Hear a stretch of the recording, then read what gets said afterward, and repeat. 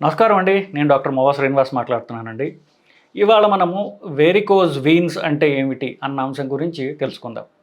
Varicose veins అంటే ఏమిటి? Varicose veins అంటే వీన్ అంటే సిరలు తెలిసిందే కదా! ఈ చేతి మీద కనిపిస్తుంటాయి కదా మీకు. ఇవి శరీరం అంతా ఉంటాయి. అలాగే ముఖ్యంగా కామన్‌గా కాళ్ళలో ఉన్నటువంటి సిరలు అవి ఉబ్బి పైకి కనిపిస్తూ మామూలు కంటే కూడా మామూలుగా ఉండేది కంటే ఒక 2, 3 ఇంతలు పెద్దగా లావుగా అవ్వడం. దీన్ని వేరికోజ్ వీన్స్ అంటారు. వేరికోసిటీస్ అంటే ఇంగ్లీష్‌లో తెలుగులో కూడా తర్జుమా చేసుకుంటే ఉబ్బటము. కాలి సిరలు ఉబ్బటాన్ని వేరికోజ్ వీన్స్ అంటారు. కామన్‌గా కాళ్ళలో ఉంటాయి. వీటికి గల కారణాలేమిటి? ఇప్పుడు కాళ్ళలో నీ మన సిరలు ఏవైతే ఉన్నాయో, వీన్స్ ఏవైతే ఉన్నాయో అవి పెద్దగా ఉండడం అనేది సర్వసాధారణం, అందరిలోనూ కొంచెం పెద్ద సైజులో ఉంటాయి. ఎందుకు? కాలు పెద్దగా ఉంటుంది, పొడుగ్గా ఉంటుంది. చేతుల కంటే కాళ్ళలో కండ ఎక్కువ ఉంటుంది. కాబట్టి కాళ్ళలోకి వచ్చే రక్తం ఎక్కువ. ఆ రక్తాన్ని గుండెకి తిరిగి తీసుకువెళ్ళేటటువంటి ఫంక్షన్ చేసేవే ఈ వీన్స్, అంటే తెలుగులో సిరలు అంటాం. వీటికి కారణాలు ఏంటంటే వంశపారంపర్యంగా ఈ కాళ్ళలో ఉన్నటువంటి వీన్స్ కొంతమందిలో ఒక వయసు తర్వాత ఉన్న బలం కోల్పోతాయి. సో అది సన్నబడుతుంది. సో ఎప్పుడైతే కాలిలో ఈ వీనులో గోడ సన్నబడిందో దాంట్లో ఉన్నటువంటి రక్తం వల్ల అది ఎక్కువ ఉబ్బుతుంది. రక్తం పెరగల.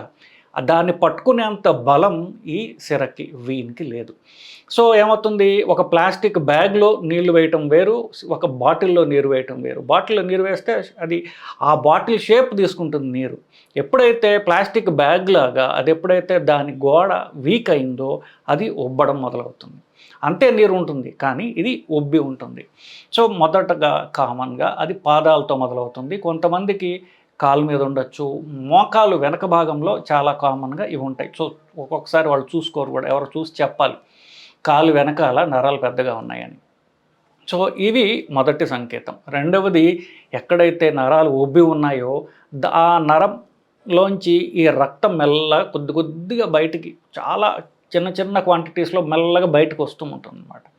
ఎప్పుడైతే రక్తం వీన్‌లోంచి కొంచెం బయటకొచ్చిందో అక్కడ చర్మం అంతా కూడా నల్లగా అయిపోతుంటుంది. చాలా కామన్‌గా చూడొచ్చు మీరిది.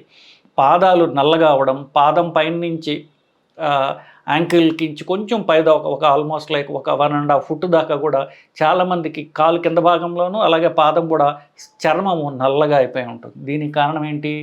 చర్మంలో ఉన్నటువంటి ఈ వీన్స్‌లోంచి రక్తం కొద్దిగా అలా బయటికి రావడం వల్ల రక్తంలో ఉన్నటువంటి ఎర్ర పదార్థం ఉంటుంది చూసారా, హిమోగ్లోబిన్ అనేది, అది చర్మంలో డిపాజిట్ అయిపోతుంది. దాంతో ఈ చర్మం నల్లబడుతూ ఉంటుంది.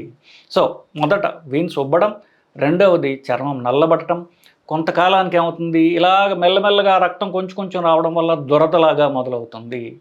సో దురదలాగా మొదలవుతుంది. వీళ్ళు గోకుతూ ఉంటారు. మెల్లగా చిన్న పుండు వస్తుంది. ఆ పుండు ఎంతటికీ మానదు. ఎందుకు? అక్కడ రక్తం పైకి వెళ్ళట్లేదు కదా, రక్తం అక్కడే ఉండిపోతుంది. సో మెల్లగా ఇది పుండు వచ్చి ఆ పుండు ఎప్పటికీ మానదనమాట. ఎంతకాలానికి మానదు. యాంటీబయాటిక్లు అవి ఇవి వాడుతుంటారు, కానీ పుండ్లు మానవు. సో ఇవి వేరికోజ్ వీన్స్ వల్ల వచ్చినటువంటి పుండు. ఏదైతే రక్తనాళంలో అది వీక్ అయిపోవడం వల్ల వచ్చినటువంటి లీక్ ఏదైతే ఉందో అది పూడ్చకపోతే ఈ ప్రాబ్లం ఎప్పటికీ సాల్వ్ కాదు. సో ఇంకొకటి, మరి మనుషులందరూ నుంచునే ఉన్నారు కదా, నుంచునున్నప్పుడు ఈ రక్తం కిందకెళ్ళి రక్తం పైకి వెళ్ళడానికి ఒక న్యాచురల్ మెకానిజం అంటూ అంతకు ఉంటుంది కదా, వీళ్ళకే ఎందుకు వచ్చింది అని. ఒకటి, నేను చెప్పినట్టుగా వంశపారంపర్యంగా రావటం వల్ల రావచ్చు. రెండవది, ఇప్పుడు మనకి ప్రకృతి, లేకపోతే ప్రకృతి నుంచి వెనకాల ఎవరైతే ఇంటెలిజెన్స్ ఏదైతే మీరు ఎలాగైనా అనుకోవచ్చు. ప్రకృతి మనకి ఒక పంప్ పెట్టింది కాల్లో, అదే పిక్క, కాఫ్ మజిల్. సో పిక్క భాగంలో ఉండేటటువంటి మజిల్ ఉంది చూసారా, కాలు సన్నగా ఉంటుంది కానీ అక్కడ మాత్రం మజిల్ ఎక్కువ ఉంటుంది. ఎందుకంటే ఆ మజిల్ మనం నడిచినప్పుడు ఆ మజిల్ కంట్రాక్ట్ అవుతుంది. ఎప్పుడైతే కండ కంట్రాక్ట్ అయిందో ఆ కండలో ఉన్నటువంటి ఈ వీన్స్ని అది నొక్కుతుంది. సో రక్తాన్ని పైకి పంప్ చేస్తుంది అనమాట. మన ఇంటి పైన ఉన్నటువంటి మోటార్కి కింద నుంచి నీరు పంప్ చేయడానికి మనం మోటార్ వాడతాం చూసారా, ఎగ్జాక్ట్గా అదే పని ఈ మన పిక్క భాగంలో ఉన్నటువంటి కండ మజిల్ చేస్తుంది, కాఫ్ మజిల్. అది మనం నడుస్తున్నప్పుడు అది ఎక్కువ కంట్రాక్ట్ అవుతూ ఉంటుంది. మనం నడవకుండా ఎక్కువసేపు ఊరికే నుంచుని ఉన్నామనుకోండి, అదంతా పని చేయదు. సో నుంచుని ఉంటే ఏమవుతుంది? రక్తం అంతా కాళ్ళలోకి వస్తుంది, పైన మజిల్ కంట్రాక్ట్ అవ్వట్లేదు, అలాగే ఉంది అది. సో కిందది అలాగే రక్తం ఉండిపోయి అది వేరికోజ్ వీన్స్ వచ్చేటటువంటి అవకాశం ఉంటుంది. ఎవరైతే ఎక్కువసేపు నుంచుని ఉండే ఉద్యోగాలు చేస్తుంటారో, పూర్వకాలం ట్రాఫిక్ కానిస్టేబుల్స్ అనేవాళ్ళం.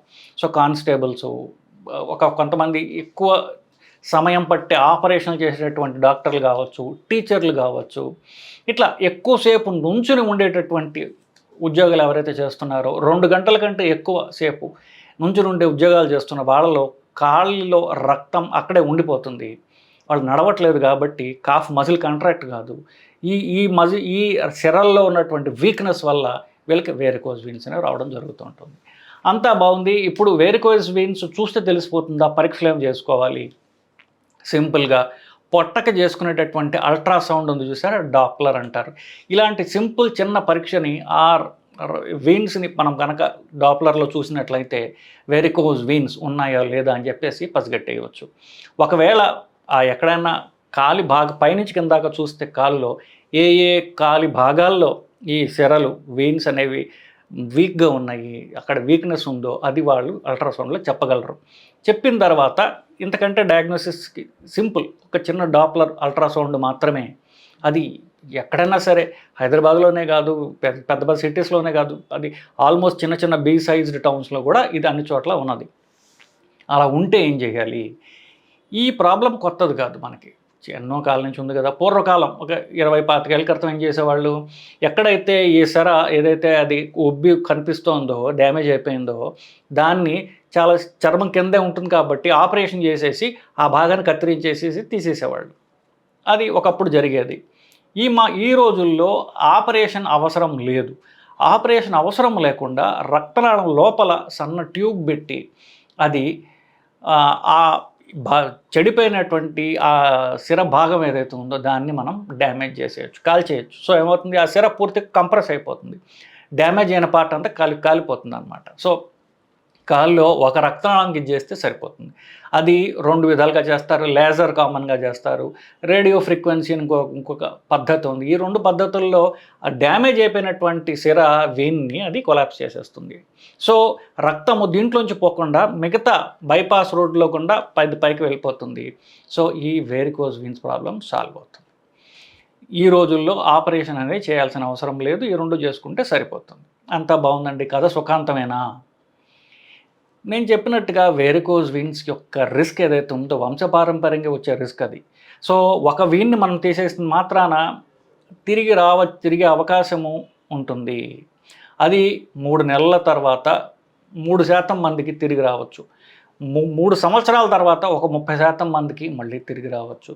సో ఇవి ఎందుకు, జెనెటిక్‌గా సిరల్లో ఉన్నటువంటి వీక్‌నెస్ అది. సో ఒకసారి అంటే అబ్లేట్ చేసుకున్న తర్వాత లేదా మైల్డ్‌గా వేరికోజ్ వీన్స్ ఉన్న వాళ్ళలో, అంటే ప్రాబ్లమ్ తక్కువ ఉన్నా లేకపోతే ఒక్కసారి గనక అది రెండోసారి వస్తున్నా మనకి లేజర్ తర్వాత మళ్ళీ వస్తున్నా కూడా కంప్రెసివ్ స్టాకింగ్స్ అని అవి అంటే కంప్రెసివ్ అంటే గట్టిగా కాలుని నొక్కి వేసేటటువంటి సాక్సులు. స్టాకింగ్ అంటే కొంచెం పొడుగ్గా ఉండేది. మామూలుగా మోకాలు దాకే ఉంటుంది. ఇప్పుడు పాదాల దాకా కూడా వచ్చాయి. అలాంటిది కాకుండా మోకాలు దాకా లేదా మోకాలు పైన దాకా ఉండేటువంటి పొడుగాటి సాక్సులు వేసుకోవడం ద్వారా ఈ చర్మం కింద ఉన్నటువంటి వీన్స్ని మనం నొక్కేస్తాం. సో దానిలోంచి ఆ చెడిపోయినటువంటి వెయిన్లోకి రక్తం పోదు. సో ప్రాబ్లం ఉన్న వెంటనే అందరూ ఆపరేషనో లేజరో లేకపోతే రేడియో ఫ్రీక్వెన్సీ ద్వారానా చేయించుకోవాల్సిన అవసరం ఉందా అంటే లేదండి. ఎవరికైతే కాలు మీద పుండు లేదో లేకపోతే కాలుకి ఈ వీన్స్ వల్ల నొప్పి మంట లేవో వీళ్ళు డైరెక్ట్గా ఆపరేషనో లేకపోతే లేజరో చేయించుకోవాల్సిన అవసరం లేదు. వీళ్ళందరూ కూడా మొదటగా అట్లీస్ట్ 1-2 నెలల పాటు పొడుగాటి సాక్సులు వేసుకోవడం ద్వారా, ఇవి ఫుట్బాల్ సాక్సులు అని కూడా చెప్పచ్చు. ఎందుకంటే అవి పాదం నుంచి మోకాల దాకా ఉండే పొడుగాటి సాక్స్ కావాలంతే. దాన్ని కంప్రెషన్ సాక్స్ అనొచ్చు, కంప్రెషన్ లేకపోయినా మైల్డ్గా కొద్దిగా అలా పట్టుకునేటటువంటి సాక్స్ ఉన్నా చాలు. ఎందువల్ల గట్టిగా నొక్కేటటువంటి సాక్స్ వేసుకుంటే చాలామంది ఇబ్బందిగా ఫీల్ అవుతూ ఉంటారు. సో ఇవి నుంచున్నంతసేపు సాక్స్ వేసుకోవాలి, పడుకుంటే అవసరం లేదు. సో నుంచున్నంతసేపు అంటే ఆల్మోస్ట్ 10-12 గంటలు సాక్స్ వేసుకోవడానికి ఇబ్బంది ఫీల్ అవుతారు. కాబట్టి ముందు వాళ్ళకి అలవాటు చేయడానికి మెత్తగా ఎక్కువ నొక్కకుండా మైల్డ్గా నొక్కేటటువంటి సాక్సులు దొరుకుతాయి. గ్రేడ్ 1 స్టాకింగ్స్ అంటారు, ఫుట్బాల్ స్టాకింగ్స్ అంటారు. ఇట్లాంటివి స్పోర్ట్స్ షాప్లో దొరుకుతాయి, సర్జికల్ షాప్స్లో దొరుకుతాయి. పాదం నుంచి మోకాలు దాకా మొదటగా ఈ సాక్స్ని అలవాటు చేసుకున్నట్లయితే దాని తర్వాత కంప్రెసర్ సాక్స్ వేసుకోవచ్చు. దీనికితో కూడా వీన్స్ కనుక మాటిమాటికి ప్రాబ్లమ్స్ తెస్తున్నాయంటే అప్పుడు లేజర్ చేయించుకోవచ్చు. సో ఇదండి కథా కమీషు. వెరికోజ్ వీన్స్ అంటే ఏమిటి, ఎలా తెలుసుకోవాలి, దాటిని ట్రీట్మెంట్లు ఏమిటి, తిరిగి వస్తాయా, ఈ వెరికోజ్ వీన్స్కి ట్రీట్మెంట్ ఆప్షన్స్లో మనకి ఆ లేజర్ అవసరం లేకుండా మనం ఏం చేసుకోవాలి, సాక్స్ వేసుకోవాలి, లేదా తర్వాత ఇప్పుడు లేజర్ ఉంది, ఆపరేషన్ ఆప్షన్ అవసరం లేదు. ఈ అంశాలన్నీ ఇవాళ మనం తెలుసుకున్నాము. నమస్కారం అండి.